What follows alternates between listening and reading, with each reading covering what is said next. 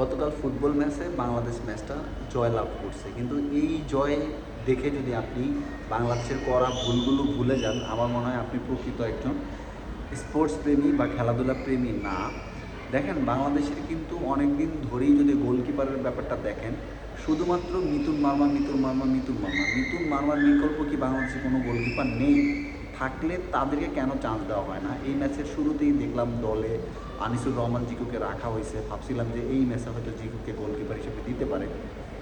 দেখেন, কেন মার্মাকে পরিবর্তন করা দরকার? বাংলাদেশ প্রথম যে গোলটা খায়, এই বলটা তো একেবারে মিতুন মার্মার গা ঘেঁষেই যায়। একজন জাতীয় দলের গোলকিপার এই ধরনের বল কোনোভাবেই আটকাতে পারে না, এটা খুবই হাস্যকর।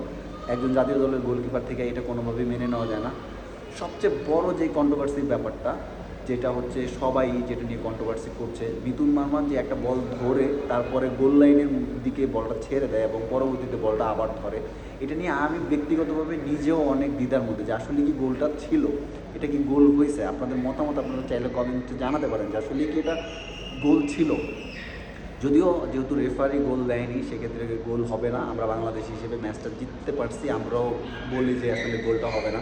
কিন্তু ফুটবলের নিয়মে কী বলে? আসলে ফুটবলের নিয়মে যাই বলুক, মিতুন মার্মা আসলে এই ধরনের বলকে রাখতেই যদি তার এত প্রবলেম হয়, সেক্ষেত্রে সে আসলে কিভাবে একটা জাতীয় দলের গোলরক্ষক হইতে পারে? আপনাদের মতামত কমেন্টে জানান, এবং পরবর্তী ম্যাচগুলোতে কি আপনারা মিতুন মার্মাকেই গোলকিপার হিসেবে চান, নাকি নতুন কোনো মুখ দেখতে চান?